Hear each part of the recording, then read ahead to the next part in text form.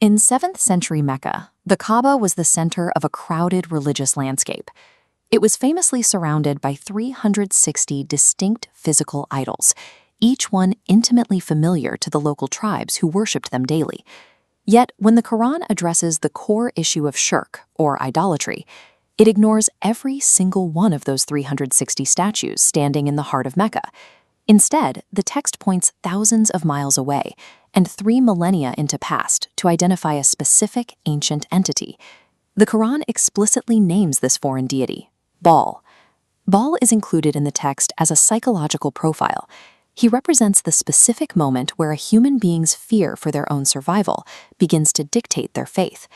To understand why, we have to look at the ancient Canaan region, modern-day Syria, Lebanon, and Palestine. 3,000 years ago, this was a society entirely dependent on unpredictable rainfall. If the rain stopped, the economy, the livestock, and the people died. This vulnerability became a tool.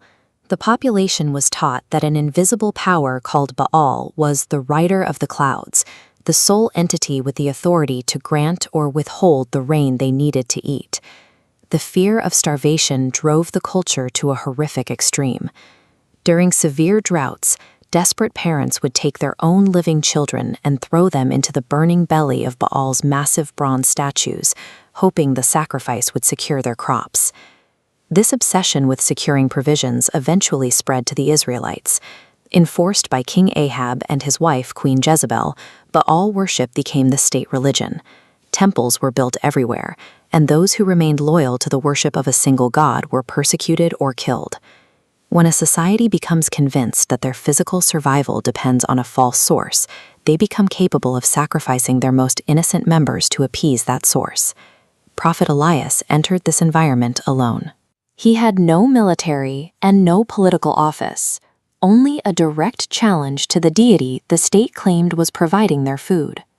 Elias walked into the royal palace and swore by the Lord of the worlds that not a single drop of rain or dew would fall on the land for years until he gave the command. A drought began that lasted 3.5 years. Vibrant groves turned into a scorched, cracked death zone where nothing could grow. Despite the hundreds of priests and thousands of prayers directed at Baal, the supposed god of rain was revealed to be a statue of silent stone, unable to provide a single cup of water to a dying people. Elias's strategy was to systematically starve out the illusion. Before the people could return to the truth, they had to see that their fake provider was completely powerless to help them. As the nation neared total collapse, Elias summoned King Ahab, the 450 priests of Baal, and the starving public to the summit of Mount Carmel, a place the Canaanites believed was Baal's own territory. The challenge was simple: 2 altars, but no human flame. The God who answers with fire from the sky is sovereign. 450 priests spent all day screaming for Baal's attention, but by evening, their altar remained cold. To prove there was no trickery, Elias had the people dig a trench around his altar and pour massive amounts of water over the wood and the meat, until everything was completely drenched. After a short, quiet prayer from Elias, a pillar of fire struck the mountain. It didn't just burn the meat, it consumed the wood, the stones, the soil, and even the water pooling in the trench. The crowd collapsed in prostration, and the drought was finally broken by a massive rainstorm. The visible evidence had made the old deceptions impossible to maintain. Elias demonstrated that centuries of cultural tradition can be undone by a single undeniable fact, that the things we think sustain us have no power of their own. The Quran isolates the story of Baal because it targets the specific entity a person trusts for their survival. Baal is a placeholder for whatever we rely on more than we rely on our Creator.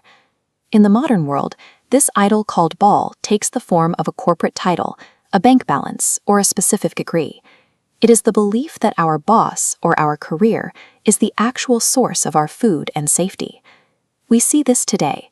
Just as ancient parents sacrificed their children's lives for a better harvest, modern parents often prioritize forbidden wealth or compromised ethics to provide for their families, effectively risking their children's long-term future for immediate material gain. Elias's question remains relevant. How long will you balance on two boats?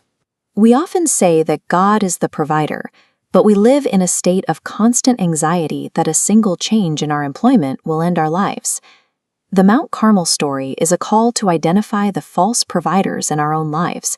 It is an invitation to replace the fear of poverty with the absolute certainty that our sustenance was never in the hands of the statues we build for ourselves.